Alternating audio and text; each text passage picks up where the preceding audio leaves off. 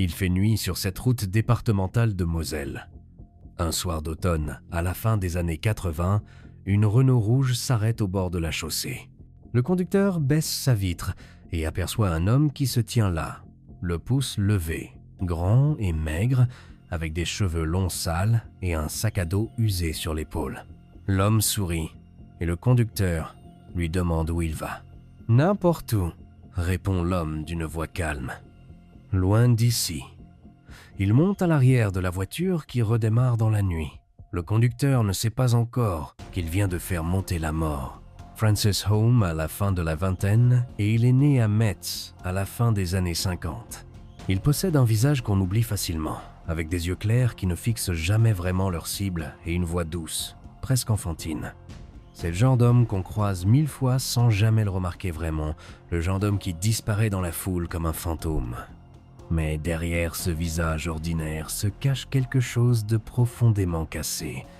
Quelque chose qui a commencé à se fissurer il y a longtemps, dans une enfance marquée par la violence et l'abandon. Francis a grandi dans une famille ouvrière de Metz, où son père passait ses journées à boire, pendant que sa mère finissait par l'abandonner, alors qu'il n'était encore qu'un enfant. Il a été placé dans différents foyers et familles d'accueil, où partout où il passait, on remarquait la même chose.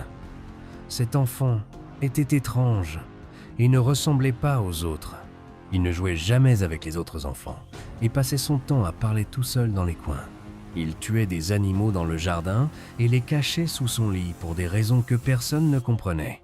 Lorsqu'il est devenu adolescent, il a mis le feu à une grange et quelques années plus tard, il a agressé sexuellement une fillette. Les autorités l'ont envoyé en hôpital psychiatrique où les médecins ont posé un diagnostic. Débilité légère, trouble du comportement, tendance psychopathique. Il en est sorti à la fin de l'adolescence, avec une seule idée en tête, partir loin, ne jamais rester au même endroit, bouger sans cesse. C'est exactement ce qu'il a fait pendant toutes ces années. Francis Holm a sillonné la France entière en autostop, dormant dans les gares, les foyers d'urgence et les granges abandonnées. Il travaillait quelques jours ici et là, sur des chantiers ou dans des fermes, juste assez longtemps pour gagner de quoi manger. Il ne possédait rien d'autre que ce sac à dos contenant quelques vêtements et un couteau de chasse à lame fixe, un couteau qu'il prenait soin d'aiguiser chaque soir avant de s'endormir. Les gens qui le croisaient le décrivaient tous de la même manière et racontaient qu'il était poli et discret, un peu bizarre mais apparemment inoffensif. Il demandait toujours la permission avant de faire quoi que ce soit et n'oubliait jamais de dire merci ou s'il vous plaît. Il avait ce sourire d'enfant qui mettait naturellement les gens en confiance. Mais ce que personne ne voyait vraiment, c'était ce qui se passait dans sa tête lorsqu'il marchait seul sur ces routes de campagne désertes. Personne ne pouvait entendre les voix qu'il entendait, ni comprendre les pulsions qu'il combattait constamment. Et parfois, très rarement, arrivaient ces moments terribles où il ne combattait plus du tout. En Bretagne, à la fin de l'été au milieu des années 80, la petite commune de Mourmelon-le-Grand se préparait pour sa fête locale annuelle. Il y avait un bal populaire prévu ce soir-là, avec des guirlandes accrochées dans toutes les rues, de la musique qui résonnait partout et des rires qui emplissaient l'air.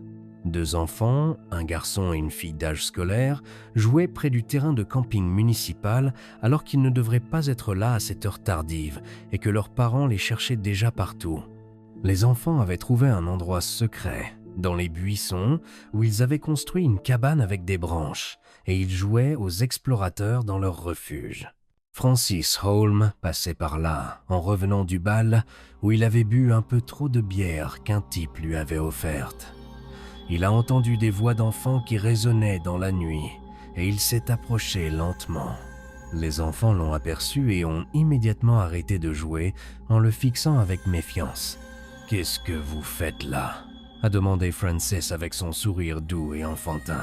« On joue !» a simplement répondu la fillette d'une petite voix. Francis s'est accroupi devant eux et leur a demandé s'ils pouvaient jouer avec eux. Les enfants se sont regardés l'un l'autre et ont senti qu'il y avait quelque chose dans les yeux de cet homme.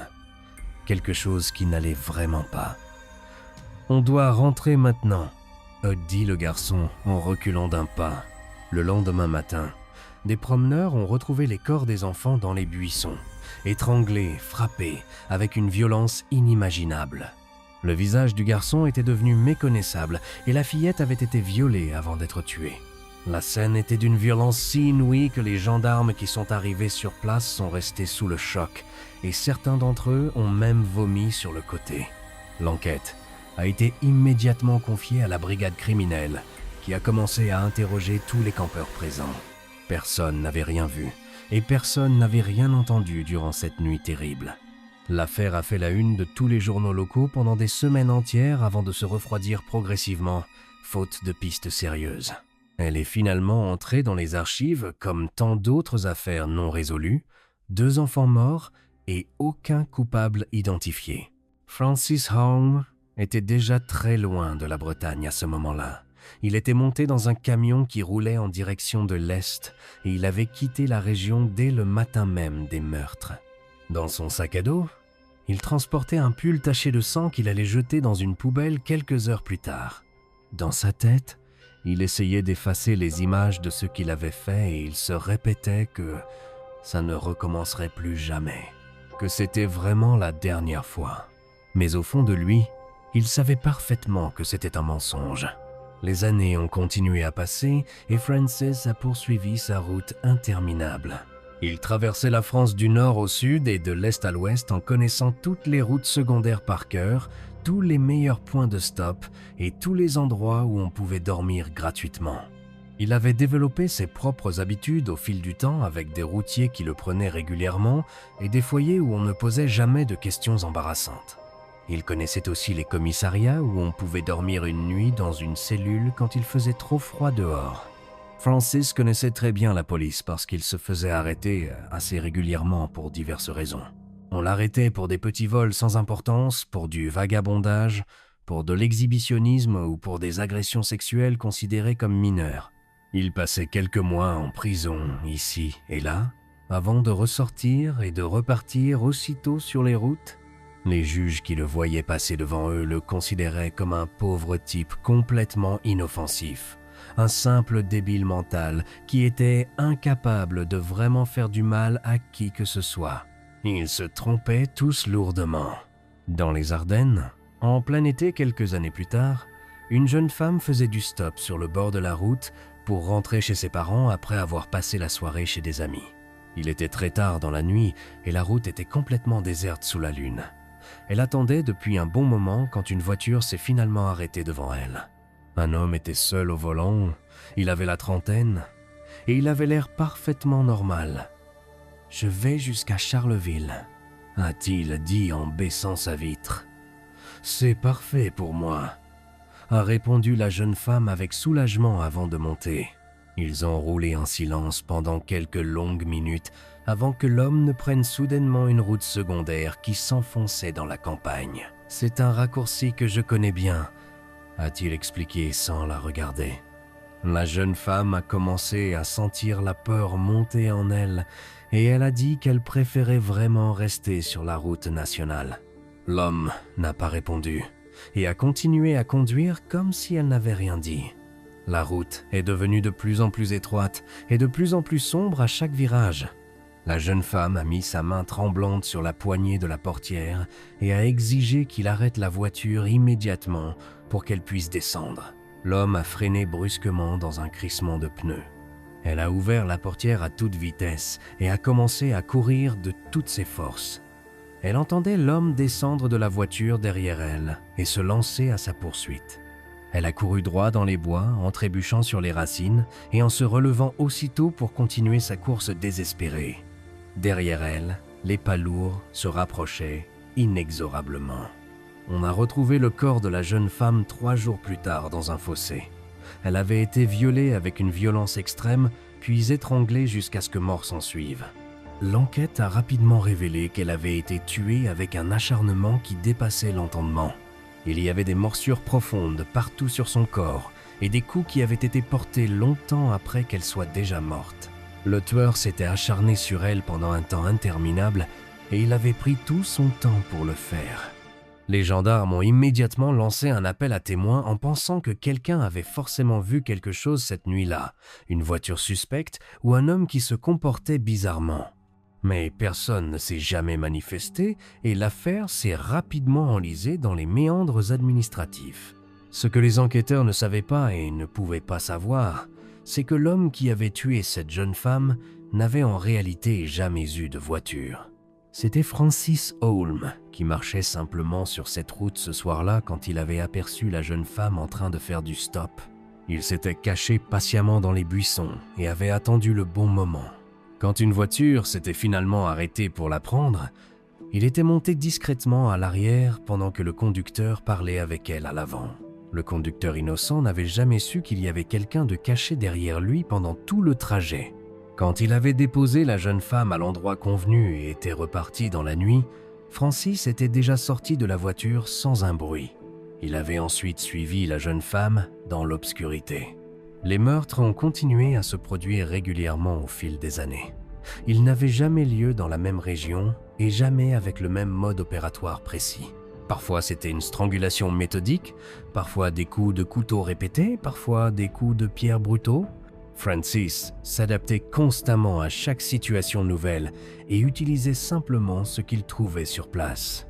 Il ne planifiait jamais rien à l'avance et se contentait de saisir les occasions qui se présentaient naturellement à lui. Une fille qui rentrait seule tard le soir, un enfant qui traînait loin de chez lui, un campeur isolé dans la forêt. À Épinal, à la fin de l'automne quelques années plus tard, une fillette a disparu alors qu'elle rentrait tranquillement de l'école. On l'a retrouvée quelques jours après, dans une forêt éloignée, où elle avait été violée puis tuée. Les parents ont été complètement dévastés par cette perte terrible et la petite commune entière est restée sous le choc pendant des mois. Comment était-ce seulement possible qu'un monstre puisse faire une chose pareille à un enfant innocent? L'enquête a mobilisé des centaines de gendarmes qui ont interrogé absolument tous les hommes de la région et vérifié méticuleusement tous leurs alibis. Malgré tous ces efforts, ils n'ont rien trouvé du tout, et le tueur semblait s'être complètement évaporé dans la nature. Ce que personne ne savait à ce moment-là, c'est que le tueur était déjà très loin de la région. Francis avait pris un train le soir même du meurtre et il avait payé son billet avec l'argent qu'il avait trouvé dans le cartable de la fillette, juste assez pour aller très loin.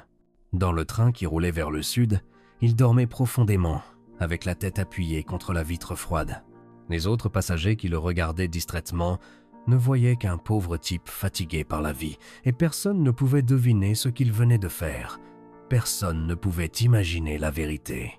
Au début des années 90, Francis Holm approchait de la quarantaine et il avait déjà tué plusieurs personnes, peut-être même beaucoup plus que ça.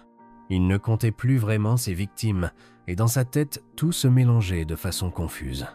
Les visages de ses victimes, les lieux où il les avait tuées, les dates précises des meurtres, tout s'en mêlait dans un brouillard mental. Parfois, il se réveillait le matin et ne se souvenait absolument plus de ce qu'il avait fait la veille. Les psychiatres auraient sûrement dit qu'il dissociait complètement, qu'il compartimentait sa psyché de façon pathologique, qu'une partie de lui ne savait pas ce que faisait l'autre partie, mais Francis n'avait jamais consulté de psychiatre depuis sa sortie de l'hôpital et ne voyait personne du tout. Il était complètement seul au monde, seul avec ses démons intérieurs.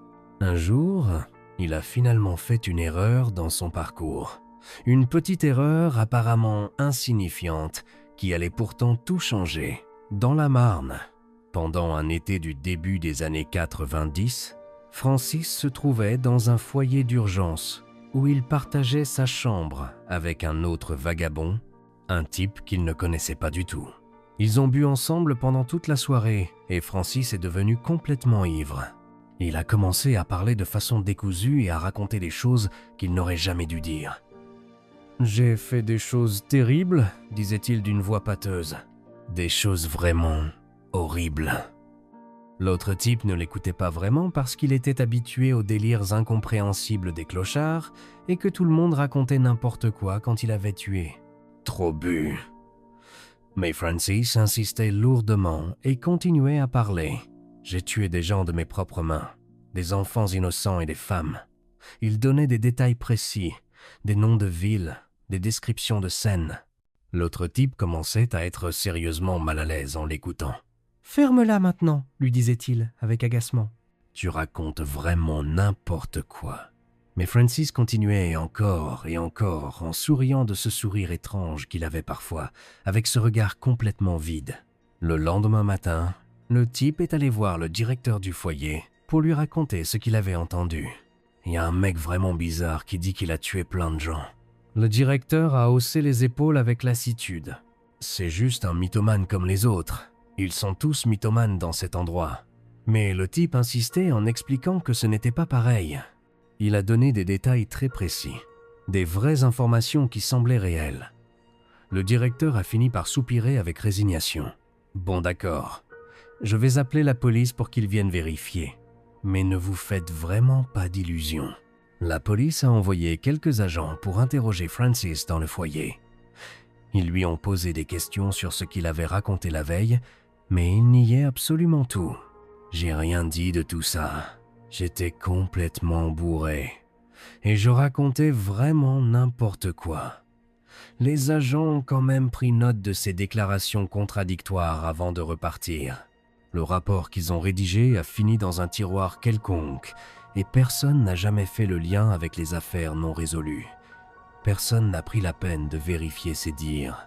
Les mois ont continué à passer inexorablement, et Francis a tué encore d'autres personnes, une femme dans le sud de la France et un homme dans l'Est. Il ne pouvait tout simplement plus s'arrêter de tuer parce que c'était devenu une véritable compulsion qu'il ne contrôlait plus. Chaque fois qu'il essayait de résister à ses pulsions, la pression montait de façon insupportable dans sa tête. Les voix qu'il entendait devenaient de plus en plus fortes et de plus en plus pressantes. Alors il finissait toujours par céder à la tentation et il trouvait quelqu'un à tuer, n'importe qui ferait l'affaire. Et il recommençait tout le cycle une fois de plus. Mais Francis commençait vraiment à être fatigué de cette existence. Il était fatigué de fuir constamment, fatigué de se cacher partout, fatigué de mener cette vie qui n'avait aucun sens. Il ressemblait maintenant à un vieillard alors qu'il n'avait même pas 40 ans. Ses dents étaient complètement pourries dans sa bouche, ses cheveux tombaient par plaques entières et sa peau avait pris une teinte grise maladive. Il toussait constamment à cause de ses poumons abîmés. Il pensait parfois sérieusement à se suicider pour en finir une bonne fois. Mais il n'avait jamais vraiment le courage de passer à l'acte. Alors il continuait simplement à avancer mécaniquement, un pied devant l'autre, une route après l'autre, sans but réel. Puis un hiver, tout s'est brusquement arrêté dans son parcours. Francis a agressé sexuellement une fillette dans un parc public en plein jour. Mais cette fois-ci, contrairement à toutes les autres, quelqu'un l'a vu en train de le faire. Un témoin qui passait par là a immédiatement appelé la police. Francis a été arrêté sur place par les agents qui sont arrivés rapidement. Il n'a opposé aucune résistance et a simplement tendu ses poignets pour qu'on lui passe les menottes. « C'est enfin fini », a-t-il dit au policier d'une voix lasse. « Je suis tellement fatigué de tout ça. » Au commissariat où on l'a emmené. Les enquêteurs ne savaient pas encore vraiment ce qu'ils tenaient entre leurs mains. Pour eux, à ce moment-là, ce n'était qu'un simple clochard pédophile, un parmi tant d'autres qu'ils croisaient régulièrement. Ils l'ont interrogé de façon routinière et Francis a immédiatement avoué l'agression qu'il venait de commettre. Il a été placé en détention provisoire en attendant son jugement. Il allait être jugé et condamné à quelques années de prison avant de ressortir un jour, et ensuite, tout recommencerait probablement comme avant. Mais un jeune lieutenant qui assistait aux interrogatoires n'était pas du tout convaincu par cette simplicité apparente. Il y avait quelque chose de particulier chez cet homme qui le dérangeait profondément, une sorte de froideur inhabituelle et une absence totale d'émotion. Il a décidé de creuser un peu plus loin que ses collègues. Il a vérifié le fichier criminel complet et a découvert que Francis Home avait déjà été condamné plusieurs fois auparavant pour des agressions sexuelles diverses, des vols mineurs et du vagabondage répété. Rien de vraiment extraordinaire dans tout ça. Mais le lieutenant a continué ses recherches et a demandé à consulter toutes les fiches de déplacement disponibles. Il voulait savoir exactement où Francis avait été ces dernières années et quelle ville il avait traversé dans ses errances. C'est là qu'il a commencé à apercevoir un motif troublant qui se dessinait lentement. Francis se trouvait à Mourmelon, exactement au moment où 2 enfants avaient été sauvagement tués. Il était dans les environs de Charleville quand une jeune femme avait été assassinée. Il était à Épinal lorsqu'une fillette avait mystérieusement disparu avant d'être retrouvée morte. Le lieutenant a senti son estomac se serrer violemment. Ce n'était tout simplement pas possible que ce soit une coïncidence. Ce type n'était clairement pas juste un pédophile ordinaire comme ils le pensaient tous. C'était peu être un véritable tueur en série qui avait sévi pendant des années. Il a commencé à monter un dossier complet en contactant méthodiquement toutes les gendarmeries des villes concernées. Il a demandé à consulter tous les dossiers d'enquête des affaires non résolues. Il a passé des semaines à comparer minutieusement les dates, les lieux précis et les différents modes opératoires. Absolument tout concordait de façon troublante. Francis Holmes était présent à chaque fois, dans la bonne région au bon moment. La probabilité que ce soit une simple coïncidence était vraiment infinitésimale. Le lieutenant a finalement obtenu l'autorisation d'interroger à nouveau Francis de façon beaucoup plus approfondie. Cette fois-ci, il est venu avec tous les dossiers complets et il a étalé méthodiquement les photos sur la table devant lui. Les photos des victimes innocentes et les photos terribles des scènes de crime. Francis les regardait sans que son visage ne change d'expression. « Vous étiez là, à chaque fois », lui disait calmement le lieutenant. « On peut facilement le prouver maintenant. » Francis sourit, avec ce sourire d'enfant qu'il avait toujours. « Peut-être que j'y étais effectivement. Et alors qu'est-ce que ça change ?» L'interrogatoire a duré de très longues heures sans interruption.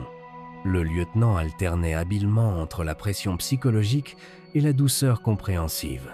Il faisait croire à Francis qu'il comprenait vraiment ce qu'il ressentait, qu'il savait parfaitement ce que c'était que d'avoir ces pulsions incontrôlables et qu'il ne le jugeait absolument pas. Francis écoutait attentivement tout ce qu'il disait. Il était tellement fatigué de porter tout ce poids seul, au milieu de la nuit, alors que l'aube approchait. Il a finalement craqué complètement. « D'accord, je vais tout vous dire », a-t-il murmuré. « Mais pas absolument tout, vous comprenez, jamais tout. » Francis a commencé à parler pendant des heures et des heures. Il a avoué le meurtre brutal des 2 enfants à Mourmelon en donnant des détails que seul le véritable tueur pouvait connaître. Il a décrit précisément la position exacte des corps et les objets qui avaient été retrouvés sur place. Le lieutenant enregistrait absolument tout ce qu'il disait. Francis a aussi avoué le meurtre horrible de la jeune femme dans les Ardennes en racontant comment il s'était caché dans la voiture. Puis il a reconnu le meurtre de la fillette à Épinal sans montrer la moindre émotion. Au total, il a fini par reconnaître avoir tué plusieurs personnes au fil des années, plusieurs vies innocentes qu'il avait prises sans aucune raison valable. Mais le lieutenant savait parfaitement qu'il y en avait beaucoup plus que ça. Il le sentait profondément dans ses tripes. Il a commencé à lister méthodiquement d'autres affaires qui restaient non résolues, des disparitions mystérieuses et des corps retrouvés dans des circonstances étranges. Francis écoutait attentivement chaque affaire mentionnée. Parfois, il souriait de façon énigmatique sans rien dire. Parfois, il répondait simplement « peut être bien, je ne me souviens pas exactement ». Parfois, il disait « si c'est vous qui le dites, alors pourquoi pas ?» Il jouait clairement avec les enquêteurs et prenait un plaisir évident à contrôler l'information qu'il donnait. Il en donnait juste assez pour garder leur attention captivée, mais jamais assez pour tout révéler complètement. L'affaire a littéralement explosé dans tous les médias français. Francis Holmes était devenu le routard du crime, le tueur en série français dont tout le monde parlait. Les journaux évoquaient d'abord plusieurs meurtres avoués, puis les chiffres augmentaient constamment. Chaque jour apportait une nouvelle révélation terrible et de nouvelles hypothèses. Des familles de victimes disparues contactaient la police de partout en France. C'est peu. Être lui qui a tué notre fille ou notre fils, vous devriez vérifier s'il était dans notre région à ce moment-là. Les gendarmes ont commencé à éplucher méthodiquement des années entières de déplacements chaotiques. Ils ont recensé chaque foyer où Francis avait dormi ne serait-ce qu'une nuit, chaque commissariat où il s'était signalé pour une raison ou une autre, chaque petite condamnation qu'il avait fait passer quelques jours en cellule. Ils ont reconstitué patiemment toute sa route tortueuse à travers la France. Sur cette longue route, ils ont trouvé des dizaines de meurtres qui restaient non résolus depuis des années. Des dizaines de victimes qui correspondaient parfaitement au profil de ces cibles habituelles. Des femmes seules et vulnérables, des enfants sans surveillance, des personnes en situation de faiblesse. Toutes avaient été tuées avec une violence extrême et disproportionnée. Et à chaque fois, sans exception, Francis Holmes se trouvait dans les parages au moment des faits. Mais un problème majeur s'est rapidement posé aux enquêteurs. Francis avouait certains meurtres, puis se rétractait complètement le lendemain. Il disait oui avec conviction, puis il disait non avec la même assurance. Il donnait des détails très précis, puis prétendait soudainement avoir tout inventé de toutes pièces. Les avocats de la défense s'en donnaient à cœur joie avec ces contradictions. Mon client est clairement un mythomane pathologique qui avoue n'importe quoi juste pour avoir de l'attention. Rien de ce qu'il raconte ne peut être pris au sérieux. Les psychiatres l'ont longuement examiné pour se faire une opinion. Leur conclusion unanime a été la suivante. Francis Holmes souffrait manifestement de troubles graves de la personnalité, et il était à la fois impulsif, manipulateur et profondément perturbé. Mais il restait pleinement conscient de tous ses actes, et il savait parfaitement distinguer le bien du mal. Il pouvait donc être jugé devant un tribunal. Le procès a finalement eu lieu quelques années plus tard dans une atmosphère très tendue. Francis était accusé de plusieurs meurtres, dont celui des 2 enfants de Mourmelon. Les preuves rassemblées contre lui étaient particulièrement solides. Il avait avoué les faits à plusieurs reprises et il avait donné des détails que seul le tueur pouvait connaître. Son ADN correspondait parfaitement aux traces retrouvées sur place. Le verdict est finalement tombé après des jours de délibération, coupable de tous les chefs d'accusation. Il a été condamné à la réclusion criminelle à perpétuité, avec une très longue période de sûreté. Francis n'a montré absolument aucune émotion en entendant le verdict. Il s'est contenté de regarder fixement les familles des victimes qui étaient assises dans la salle. Il leur a adressé son sourire habituel, ce sourire qui glaçait le sang de tous ceux qui le voyaient. Mais l'histoire ne s'est pas du tout arrêtée là comme on aurait pu le croire. En prison, Francis a continué à jouer ses petits jeux avec les autorités. Il écrivait régulièrement aux enquêteurs pour leur annoncer qu'il avait des choses à leur révéler. Il demandait à voir des juges d'instruction en prétendant vouloir avouer d'autres meurtres. Puis il changeait complètement d'avis du jour au lendemain. Il niait tout ce qu'il avait dit précédemment et accusait soudainement d'autres personnes. Il inventait des complices qui n'avaient jamais existé et décrivait en détail des meurtres qui n'avaient jamais eu lieu. Les autorités ne savaient absolument plus quoi croire de ces déclarations. Les années ont continué à s'écouler lentement derrière les barreaux. Il y a eu d'autres procès pour d'autres affaires. Il a été jugé pour le meurtre d'un jeune homme qui avait été tué dans les Vosges des années auparavant. Le verdict a été le même, coupable, avec une nouvelle perpétuité. Puis il a été jugé pour le meurtre d'une fillette qui remontait encore plus loin. Cette fois, verdict surprenant, acquitté faute de preuves suffisantes. Les familles des victimes étaient complètement dévastées par cette décision. Au total, et après tous ces procès successifs, Francis Holmes n'a finalement été condamné que pour quelques meurtres seulement. Seulement quelques-uns sur les dizaines, voire plus, qu'il a très probablement commis au cours de sa vie. Tous les autres dossiers ont été progressivement classés sans suite. Il n'y avait pas assez de preuves matérielles solides pour le confondre. Ses aveux étaient trop contradictoires pour être utilisables. La justice avait besoin de certitude absolue, et elle n'en trouvait pas suffisamment. Aujourd'hui, Francis Holmes est devenu un vieil homme derrière les barreaux. Il est détenu dans une prison de la région parisienne où il finira certainement ses jours. Il ne sortira jamais de prison et il le sait parfaitement. Il passe ses journées seul dans sa cellule étroite où il lit des livres, écrit des lettres et dessine des formes étranges. Parfois, il demande à voir un psychologue pour parler de sa vie. Il leur raconte longuement son enfance difficile, comment sa mère l'a abandonné sans explication et comment son père le frappait régulièrement. Il pleure parfois en racontant tout ça. Et il dit qu'il regrette sincèrement ce qu'il a fait. Puis le lendemain matin, il rit aux éclats et dit que tout ce qu'il a raconté la veille n'était que du cinéma pour les manipuler. Il ajoute même que toutes ses victimes méritaient amplement de mourir. Les enquêteurs continuent encore aujourd'hui à venir l'interroger régulièrement. Ils viennent avec de nouveaux dossiers d'affaires non résolus et de nouvelles photos de victimes potentielles. « Celle-là, est-ce que c'était vous qui l'avez tuée ?» lui demande-t-il en montrant une photo. Francis regarde attentivement chaque image qu'on lui montre. Parfois, il répond « oui » sans hésiter. Parfois, il répond « non » catégoriquement. Parfois, il leur dit simplement d'aller se faire foutre. Personne ne sait vraiment. Et ne saura jamais combien de personnes il a réellement tuées au cours de sa longue carrière criminelle. Est-ce qu'il en a tué des dizaines, comme le pensent certains enquêteurs? Ou peut-être même beaucoup plus encore. Francis emporte ce terrible secret avec lui dans sa cellule. C'est un secret qu'il distille au compte-gouttes selon son humeur du moment, seulement quand l'envie lui en prend, uniquement pour s'assurer qu'on ne l'oubliera jamais complètement. Parce que c'est exactement ça qui compte vraiment pour Francis Holmes aujourd'hui. Il ne veut surtout pas être oublié par la société. Il veut absolument rester dans les mémoires collectives. Il veut être ce fantôme terrifiant qui continue à hanter toutes les routes de France. Il veut rester ce nom qu'on murmure encore avec inquiétude quand une affaire criminelle reste non résolue. Et si c'était finalement Holmes le coupable ? Cette question résonne encore aujourd'hui dans les couloirs de tous les commissariats et de toutes les gendarmeries du pays. Combien de familles attendent encore désespérément des réponses après toutes ces années ? Combien de tombes anonymes portent le nom de victimes qu'il a tuées ?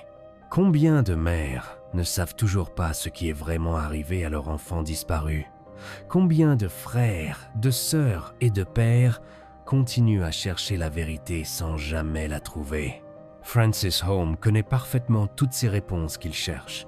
Elles sont là, quelque part dans sa tête profondément dérangée, enfermées dans les recoins sombres de sa mémoire. Mais il ne les donnera jamais à personne. Il ne révélera pas toutes ses victimes. Jamais toutes, jamais complètement. Parce que donner toutes ces réponses aux familles, ce serait définitivement perdre le seul pouvoir qui lui reste encore. Et ce pouvoir sur les autres, c'est absolument tout ce qui lui reste dans sa vie de prisonnier.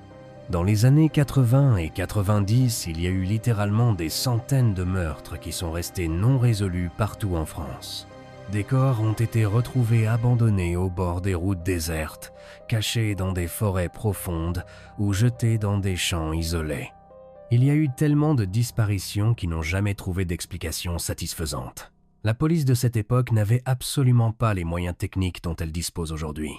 Il n'y avait pas encore de tests ADN systématiques, pas de caméras de surveillance installées partout dans les villes, pas de fichiers informatiques centralisés permettant de croiser rapidement les informations. Un homme déterminé pouvait facilement traverser toute la France en tuant régulièrement sans jamais être vraiment repéré par les autorités. C'est exactement ce qu'a fait Francis Holmes pendant toutes ces longues années. Pendant plus d'une décennie entière, il a été complètement invisible pour la société. Il était devenu un véritable fantôme qui hantait silencieusement toutes les routes du pays.